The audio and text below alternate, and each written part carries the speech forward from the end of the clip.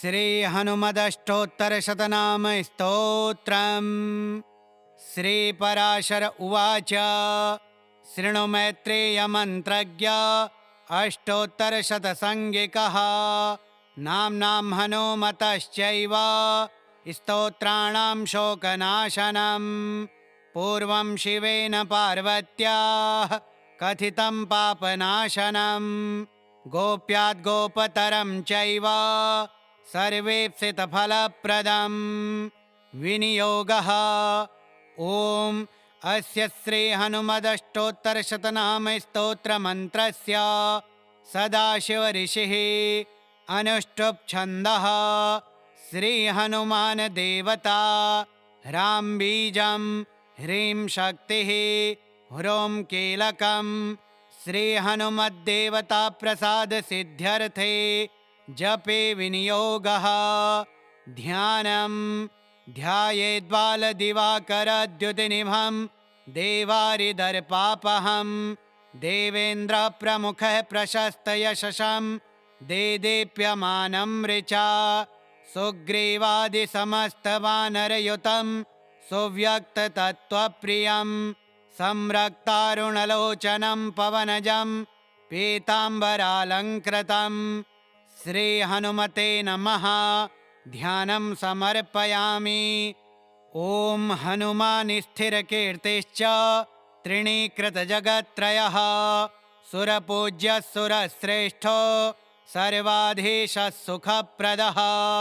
ज्ञानप्रदो ज्ञानगम्यो विज्ञानी विश्ववन्दितः। वज्रदेहो रुद्रमूर्ते दग्धलङ्कावरप्रदः। इन्द्रजिद्भयकर्ता च रावणस्य भयङ्करः। कुम्भकर्णस्य भयदो रमादासः कपीश्वरः। लक्ष्मणानन्दकरो देवः कपिसैन्यस्य रक्षकः। सुग्रीवसचिवो मन्त्री पर्वतोत्पाटनो प्रभुः। आजन्म ब्रह्मचारी च गम्भीरध्वनिभीतिदः। सर्वेशोज्वरहारी च ग्रहकूटविनाशकः। ढाकिनी ध्वंसकः सर्वा भूतप्रेतविदारणः। विषहर्ता च विभवो नित्यः सर्वजगत्प्रभुः। भगवान् कुण्डली दण्डे स्वर्णयज्ञोपवीतधृत्। अग्निगर्भः स्वर्णकान्तिः द्विभुजस्तु कृताञ्जलिः। ब्रह्मास्त्रवारणः शान्तो ब्रह्मण्यो ब्रह्मरूपधृत्। शत्रुहन्ता कार्यदक्षो ललाटाक्षो परेश्वरः। लङ्कोद्दीपो महाकायः रणशूरो मितप्रभः। वायुवेगे मनोवेगे गरुडस्य समोजसे। महात्मा विष्णुभक्तश्च भक्ताभीष्टफलप्रदः। सञ्जीविनी समाहर्ता सच्चिदानन्दविग्रह। त्रिमूर्ति पुण्डरीकाक्षो विश्वजिद्विश्वभावनः। विश्वहर्ता विश्वकर्ता भवदुःखैकभेषजः। वह्नितेजो महाशान्तो चन्द्रस्य सदृशो भवः। सेतुकर्ता कार्यदक्षो भक्तपोषणतत्परः। महायोगी महाधैर्यो महाबलपराक्रमः। अक्षहन्ता राक्षसघ्नो धूम्राक्षवधकृन्मुने। ग्रस्तसूर्यो शास्त्रवेत्ता वायुपुत्रः प्रतापवान्। तपस्वी धर्मनिरतो कालनेमिवधोद्यमः। छायाहर्ता दिव्यदेहो पावनः पुण्यकृशिवः। लङ्काभयप्रदो धीरो मुक्ताहारविभूषितः। मुक्तिदो भुक्तिदश्चैव शक्तिदो शङ्करस्तथा। हरिर्निरञ्जनो नित्यो सर्वपुण्यफलप्रदः। इतीदं श्रीहरिपुण्य नामा अष्टोत्तरं शतं। पठनाच्छ्रवणान्मर्त्यः जीवन्मुक्तो भवेद्ध्रुवम्। ॐ हनुमान् स्थिरकीर्तिश्च त्रिणीकृतजगत्त्रयः सुरपूज्यः सुरश्रेष्ठो सर्वाधीशः सुखप्रदः ज्ञानप्रदो ज्ञानगम्यो विज्ञानी विश्ववन्दितः वज्रदेहो रुद्रमूर्ते दग्धलङ्कावरप्रदः इन्द्रजिद्भयकर्ता च रावणस्य भयङ्करः कुम्भकर्णस्य भयदो रमादासः कपीश्वरः लक्ष्मणानन्दकरो देवः कपिसैन्यस्य रक्षकः सुग्रीवसचिवो मन्त्री पर्वतोत्पाटनो प्रभुः आजन्म ब्रह्मचारी च गम्भीरध्वनिभीतिदः सर्वेशोज्वरहारी च ग्रहकूटविनाशकः ढाकिनी ध्वंसकः सर्वा भूतप्रेतविदारणः विषहर्ता च विभवो नित्यः सर्वजगत्प्रभुः भगवान् कुण्डली दण्डे स्वर्णयज्ञोपवीतधृत् अग्निगर्भः स्वर्णकान्तिः द्विभुजस्तु कृताञ्जलिः ब्रह्मास्त्रवारणः शान्तो ब्रह्मण्यो ब्रह्मरूपधृत् शत्रुहन्ता कार्यदक्षो ललाटाक्षो परेश्वरः लङ्कोद्दीपो महाकायः रणशूरो मितप्रभः वायुवेगे मनोवेगे गरुडस्य समोजसे महात्मा विष्णुभक्तश्च भक्ताभीष्टफलप्रदः सञ्जीविनी समाहर्ता सच्चिदानन्दविग्रह त्रिमूर्ति पुण्डरीकाक्षो विश्वजिद्विश्वभावनः विश्वहर्ता विश्वकर्ता भवदुःखैकभेषजः वह्नितेजो महाशान्तो चन्द्रस्य सदृशो भवः सेतुकर्ता कार्यदक्षो भक्तपोषणतत्परः महायोगी महाधैर्यो महाबलपराक्रमः अक्षहन्ता राक्षसघ्नो धूम्राक्षवधकृन्मुने ग्रस्तसूर्यो शास्त्रवेत्ता वायुपुत्रः प्रतापवान् तपस्वी धर्मनिरतो कालनेमिवधोद्यमः छायाहर्ता दिव्यदेहो पावनः पुण्यकृशिवः लङ्काभयप्रदो धीरो मुक्ताहारविभूषितः मुक्तिदो भुक्तिदश्चैव शक्तिदो शङ्करस्तथा हरिर्निरञ्जनो नित्यो सर्वपुण्यफलप्रदः इतीदं श्रीहरे पुण्या नाम अष्टोत्तरं शतं पठनाच्छ्रवणान्मर्त्यः जीवन्मुक्तो भवेद्ध्रुवम् ॐ हनुमान् स्थिरकीर्तिश्च त्रिणीकृतजगत्त्रयः सुरपूज्यः सुरश्रेष्ठो सर्वाधीशः सुखप्रदः ज्ञानप्रदो ज्ञानगम्यो विज्ञानी विश्ववन्दितः वज्रदेहो रुद्रमूर्ते दग्धलङ्कावरप्रदः इन्द्रजिद्भयकर्ता च रावणस्य भयङ्करः कुम्भकर्णस्य भयदो रमादासः कपीश्वरः लक्ष्मणानन्दकरो देवः कपिसैन्यस्य रक्षकः सुग्रीवसचिवो मन्त्री पर्वतोत्पाटनो प्रभुः आजन्म ब्रह्मचारी च गम्भीरध्वनिभीतिदः सर्वेशोज्वरहारी च ग्रहकूटविनाशकः ढाकिनी ध्वंसकः सर्वा भूतप्रेतविदारणः विषहर्ता च विभवो नित्यः सर्वजगत्प्रभुः भगवान् कुण्डली दण्डे स्वर्णयज्ञोपवीतधृत् अग्निगर्भः स्वर्णकान्तिः द्विभुजस्तु कृताञ्जलिः ब्रह्मास्त्रवारणः शान्तो ब्रह्मण्यो ब्रह्मरूपधृत् शत्रुहन्ता कार्यदक्षो ललाटाक्षो परेश्वरः लङ्कोद्दीपो महाकायः रणशूरो मितप्रभः वायुवेगे मनोवेगे गरुडस्य समोजसे महात्मा विष्णुभक्तश्च भक्ताभीष्टफलप्रदः संजीविनी समाहर्ता सच्चिदानन्दविग्रह त्रिमूर्ति पुण्डरीकाक्षो विश्वजिद्विश्वभावनः विश्वहर्ता विश्वकर्ता भवदुःखैकभेषजः वह्नि तेजो महाशान्तो चन्द्रस्य सदृशो भवः सेतुकर्ता कार्यदक्षो भक्तपोषणतत्परः महायोगी महाधैर्यो महाबलपराक्रमः अक्षहन्ता राक्षसघ्नो धूम्राक्षवधकृन्मुने ग्रस्तसूर्यो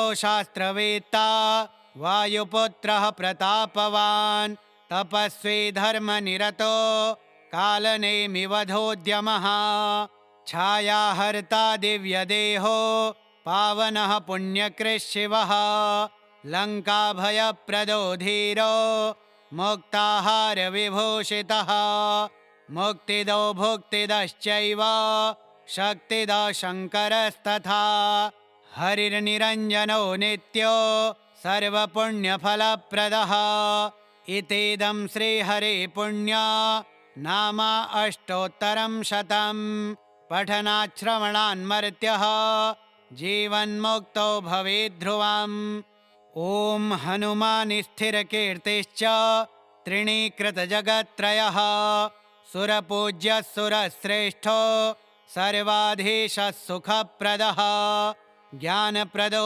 ज्ञानगम्यो विज्ञानी विश्ववन्दितः वज्रदेहो रुद्रमूर्ते दग्धलङ्कावरप्रदः इन्द्रजिद्भयकर्ता च रावणस्य भयङ्करः कुम्भकर्णस्य भयदो रमादासः कपीश्वरः लक्ष्मणानन्दकरो देवः कपिसैन्यस्य रक्षकः सुग्रीवसचिवो मन्त्री पर्वतोत्पाटनो प्रभुः आजन्म ब्रह्मचारी च गम्भीरध्वनिभीतिदः सर्वेशोज्वरहारी च ग्रहकूटविनाशकः ढाकिनी ध्वंसकः सर्वा भूतप्रेतविदारणः विषहर्ता च विभवो नित्यः सर्वजगत्प्रभुः भगवान् कुण्डली दण्डे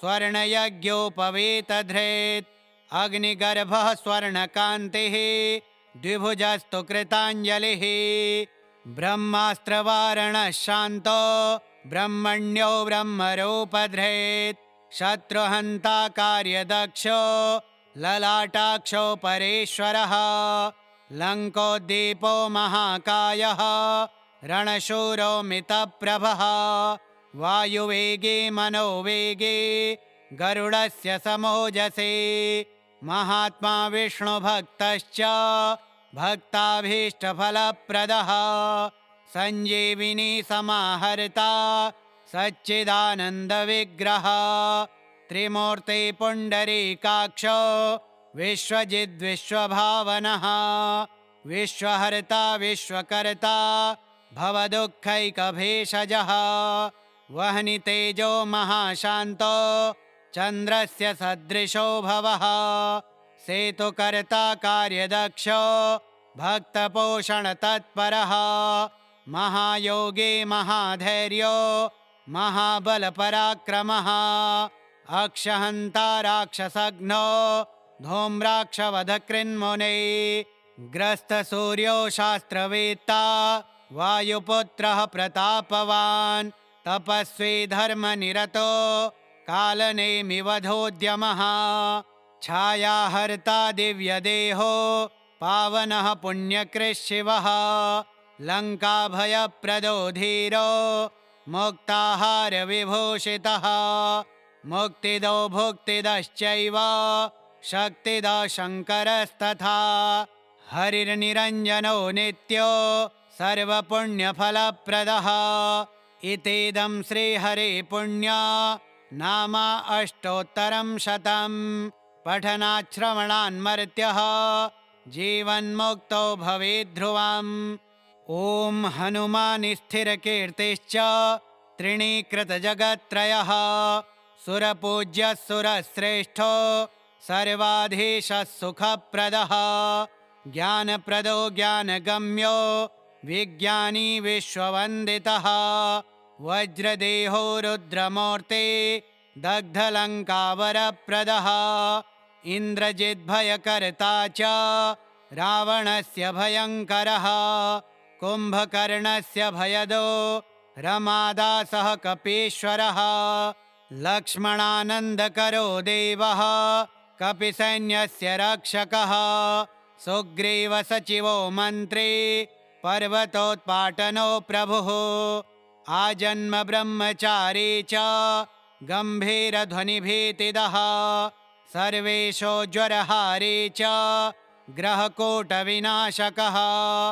ढाकिनी ध्वंसकः सर्वा भूतप्रेतविदारणः विषहर्ता च विभवो नित्यः सर्वजगत्प्रभुः भगवान् कुण्डली दण्डे स्वर्णयज्ञोपवीतधृत् अग्निगर्भः स्वर्णकान्तिः द्विभुजस्तु कृताञ्जलिः ब्रह्मास्त्रवारणः शान्तो ब्रह्मण्यो ब्रह्मरूपधृत् शत्रुहन्ता कार्यदक्षो ललाटाक्षो परेश्वरः लङ्कोद्दीपो महाकायः रणशूरो मितप्रभः वायुवेगे मनोवेगे गरुडस्य समोजसे महात्मा विष्णुभक्तश्च भक्ताभीष्टफलप्रदः सञ्जीविनी समाहर्ता सच्चिदानन्दविग्रह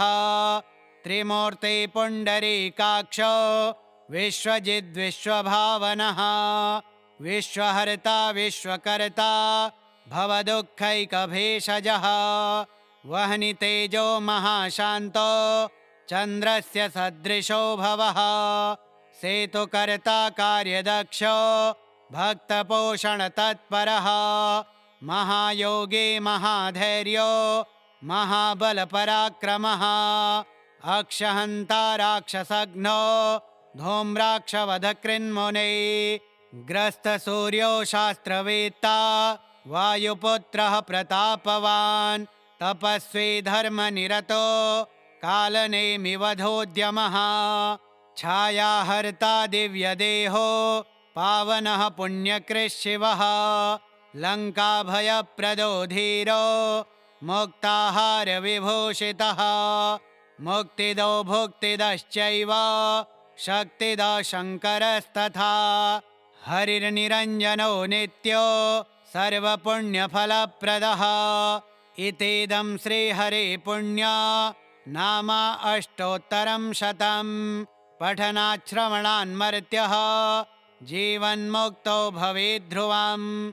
ॐ हनुमान्स्थिरकीर्तिश्च त्रिणीकृतजगत्त्रयः सुरपूज्यः सुरश्रेष्ठो सर्वाधीशः सुखप्रदः ज्ञानप्रदो ज्ञानगम्यो विज्ञानी विश्ववन्दितः वज्रदेहो रुद्रमूर्ते दग्धलङ्कावरप्रदः इन्द्रजिद्भयकर्ता च रावणस्य भयङ्करः कुम्भकर्णस्य भयदो रमादासः कपीश्वरः लक्ष्मणानन्दकरो देवः कपिसैन्यस्य रक्षकः सुग्रीवसचिवो मन्त्री पर्वतोत्पाटनो प्रभुः आजन्म ब्रह्मचारी च गम्भीरध्वनिभीतिदः सर्वेशो ज्वरहारी च ग्रहकूटविनाशकः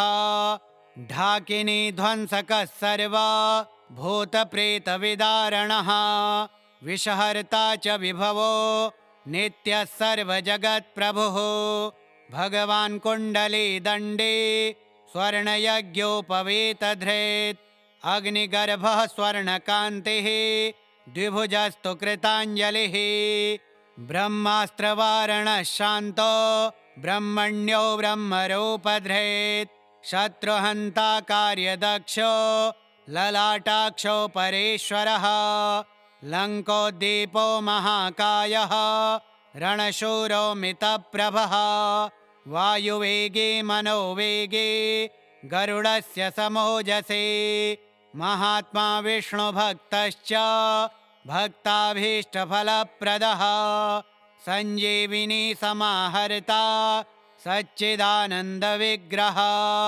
त्रिमूर्ति पुण्डरीकाक्षो विश्वजिद्विश्वभावनः विश्वहर्ता विश्वकर्ता भवदुःखैकभेषजः वह्नितेजो महाशान्तो चन्द्रस्य सदृशो भवः सेतुकर्ता कार्यदक्षो भक्तपोषणतत्परः महायोगी महाधैर्यो महाबलपराक्रमः अक्षहन्ता राक्षसघ्नो धूम्राक्षवधकृन्मुने ग्रस्तसूर्यो शास्त्रवेत्ता वायुपुत्रः प्रतापवान् तपस्वी धर्मनिरतो कालनेमिवधोद्यमः छायाहर्ता दिव्यदेहो पावनः पुण्यकृशिवः लङ्काभयप्रदो धीरो मुक्ताहारविभूषितः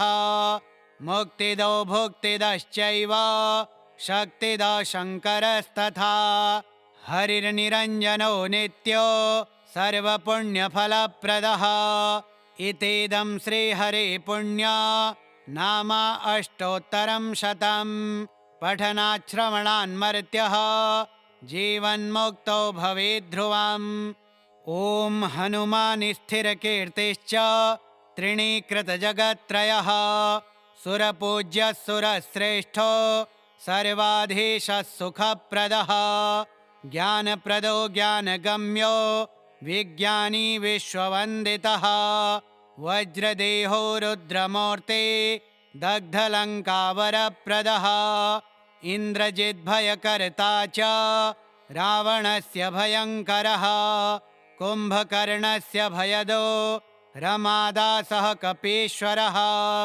लक्ष्मणानन्दकरो देवः कपिसैन्यस्य रक्षकः सुग्रीवसचिवो मन्त्री पर्वतोत्पाटनो प्रभुः आजन्म ब्रह्मचारी च गम्भीरध्वनिभीतिदः सर्वेशोज्वरहारी च ग्रहकूटविनाशकः ढाकिनी ध्वंसकः सर्वा भूतप्रेतविदारणः विषहर्ता च विभवो नित्यः सर्वजगत्प्रभुः भगवान् कुण्डली दण्डे स्वर्णयज्ञोपवीतधृत् अग्निगर्भः स्वर्णकान्तिः द्विभुजस्तु कृताञ्जलिः ब्रह्मास्त्रवारणः शान्तो ब्रह्मण्यो ब्रह्मरूपधृत् शत्रुहन्ता कार्यदक्षो ललाटाक्षो परेश्वरः लङ्कोद्दीपो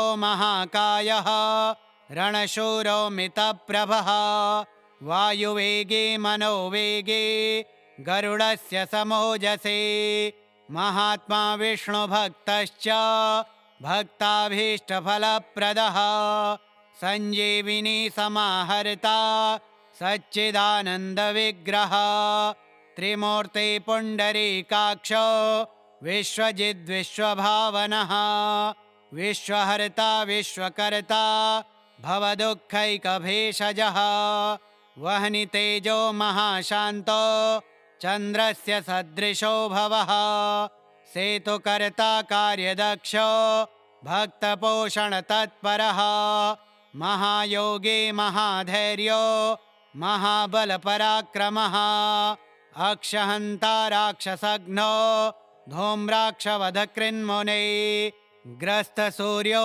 शास्त्रवेत्ता वायुपुत्रः प्रतापवान् तपस्वी धर्मनिरतो कालनेमिवधोद्यमः छायाहर्ता दिव्यदेहो पावनः पुण्यकृशिवः लङ्काभयप्रदो धीरो मुक्ताहारविभूषितः मुक्तिदो भुक्तिदश्चैव शक्तिदो शङ्करस्तथा हरिर्निरञ्जनो नित्यो सर्वपुण्यफलप्रदः इतीदं श्रीहरिपुण्या नामा अष्टोत्तरं शतं पठनात् श्रवणान्मर्त्यः जीवन्मुक्तो भवेत् ध्रुवम्।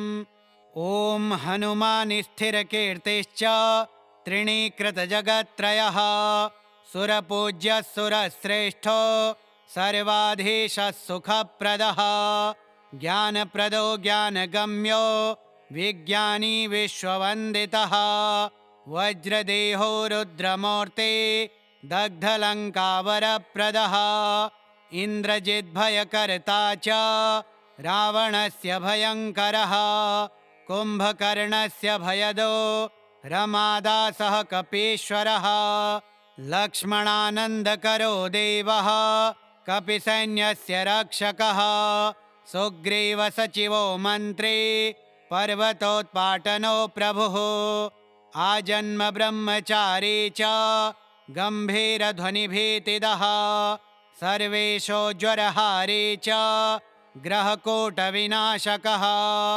ढाकिनी ध्वंसकः सर्वा भूतप्रेतविदारणः विषहर्ता च विभवो नित्यः सर्वजगत्प्रभुः भगवान् कुण्डली दण्डे स्वर्णयज्ञोपवीतधृत् अग्निगर्भः स्वर्णकान्तिः द्विभुजस्तु कृताञ्जलिः ब्रह्मास्त्रवारणः शान्तो ब्रह्मण्यो ब्रह्मरूपधृत् शत्रुहन्ता कार्यदक्षो ललाटाक्षो परेश्वरः लङ्कोद्दीपो महाकायः रणशूरो मितप्रभः वायुवेगे मनोवेगे गरुडस्य समोजसे महात्मा विष्णुभक्तश्च भक्ताभीष्टफलप्रदः सञ्जीविनी समाहर्ता सच्चिदानन्दविग्रह त्रिमूर्ति पुण्डरीकाक्षो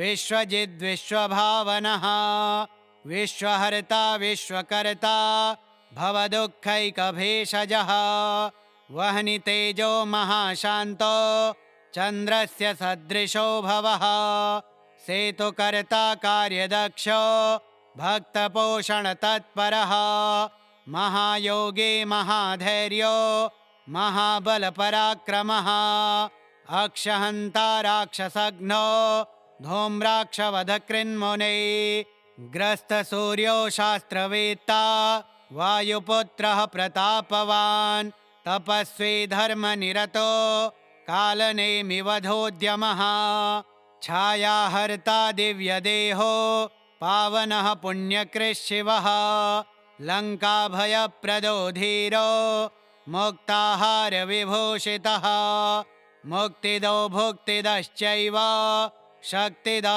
शङ्करस्तथा हरिर्निरञ्जनो नित्यो सर्वपुण्यफलप्रदः इतीदं श्रीहरि पुण्या नामा अष्टोत्तरं शतं पठनात् श्रवणान्मर्त्यः जीवन्मुक्तो भवेत् ध्रुवम्। ॐ हनुमान् स्थिरकीर्तिश्च त्रिणीकृतजगत्त्रयः सुरपूज्यः सुरश्रेष्ठो सर्वाधीशः सुखप्रदः ज्ञानप्रदो ज्ञानगम्यो विज्ञानी विश्ववन्दितः वज्रदेहो रुद्रमूर्ते दग्धलङ्कावरप्रदः इन्द्रजिद्भयकर्ता च रावणस्य भयङ्करः कुम्भकर्णस्य भयदो रमादासः कपीश्वरः लक्ष्मणानन्दकरो देवः कपिसैन्यस्य रक्षकः सुग्रीवसचिवो मन्त्री पर्वतोत्पाटनो प्रभुः आजन्म ब्रह्मचारी च गम्भीरध्वनिभीतिदः सर्वेशोज्वरहारी च ग्रहकूटविनाशकः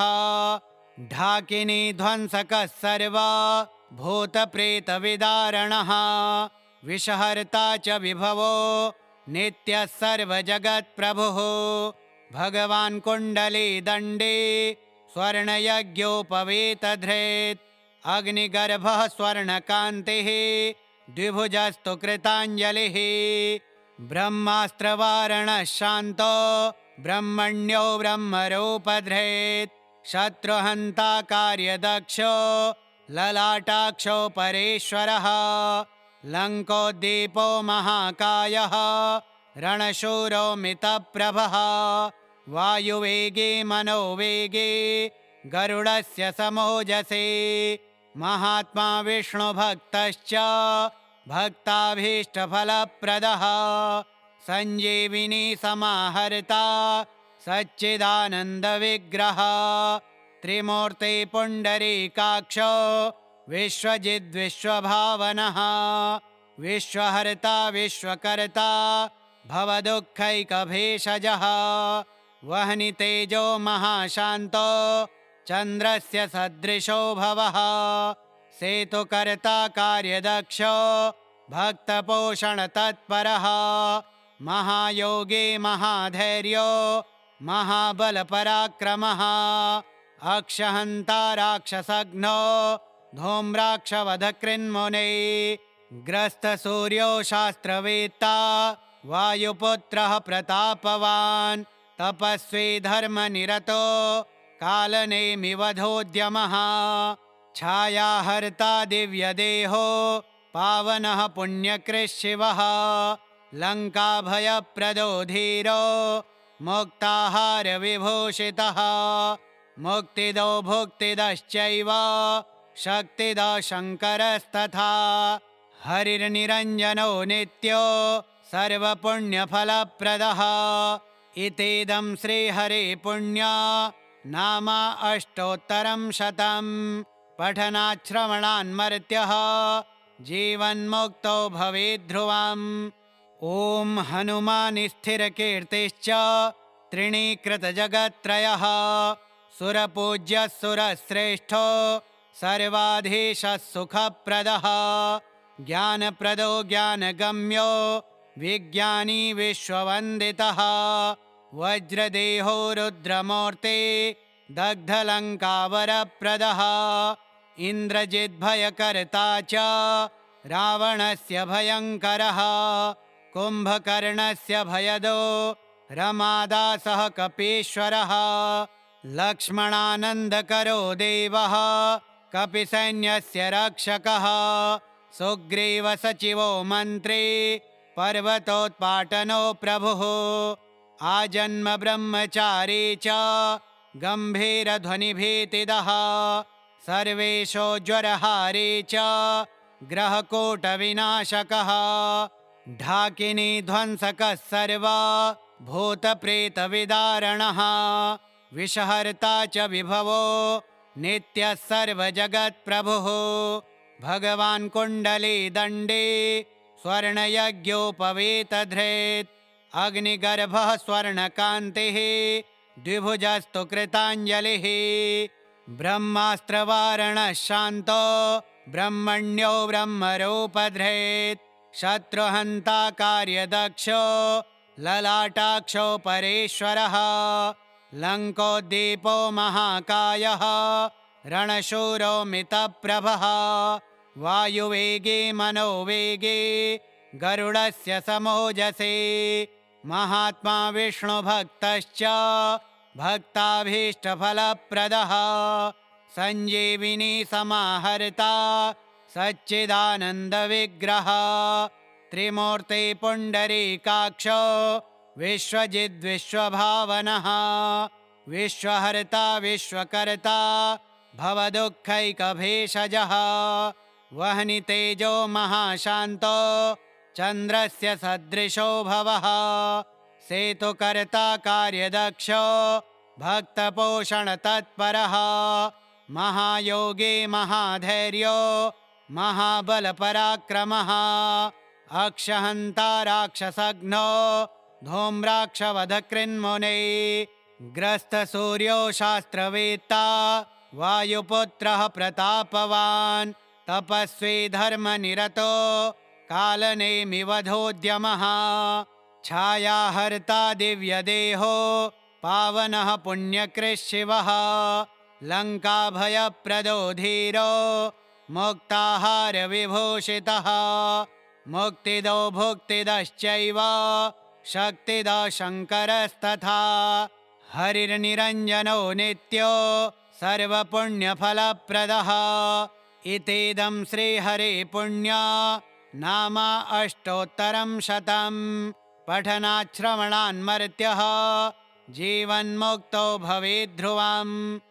ॐ हनुमान् स्थिरकीर्तिश्च त्रिणीकृतजगत्त्रयः सुरपूज्यः सुरश्रेष्ठो सर्वाधीशः सुखप्रदः ज्ञानप्रदो ज्ञानगम्यो विज्ञानी विश्ववन्दितः वज्रदेहो रुद्रमूर्ते दग्धलङ्कावरप्रदः इन्द्रजिद्भयकर्ता च रावणस्य भयङ्करः कुम्भकर्णस्य भयदो रमादासः कपीश्वरः लक्ष्मणानन्दकरो देवः कपिसैन्यस्य रक्षकः सुग्रीवसचिवो मन्त्री पर्वतोत्पाटनो प्रभुः आजन्म ब्रह्मचारी च गम्भीरध्वनिभीतिदः सर्वेशोज्वरहारी च ग्रहकूटविनाशकः ढाकिनी ध्वंसकः सर्वा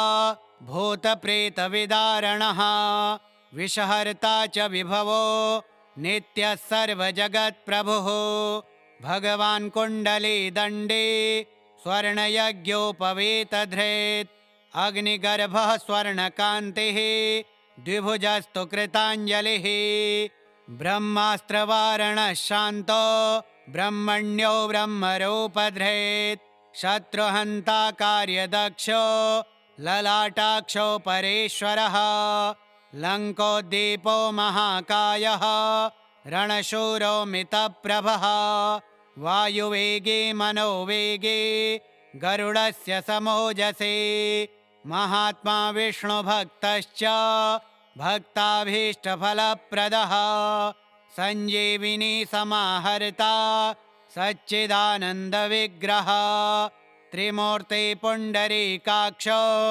विश्वजिद्विश्वभावनः विश्वहर्ता विश्वकर्ता भवदुःखैकभेषजः वह्नितेजो महाशान्तो चन्द्रस्य सदृशो भवः सेतुकर्ता कार्यदक्षो भक्तपोषणतत्परः महायोगी महाधैर्यो महाबलपराक्रमः अक्षहन्ता राक्षसघ्नो धूम्राक्षवधकृन्मुने ग्रस्तसूर्यो शास्त्रवेत्ता वायुपुत्रः प्रतापवान् तपस्वी धर्मनिरतो कालनेमिवधोद्यमः छायाहर्ता दिव्यदेहो पावनः पुण्यकृच्छिवः लङ्काभयप्रदो धीरो मुक्ताहारविभूषितः मुक्तिदो भुक्तिदश्चैव शक्तिदो शङ्करस्तथा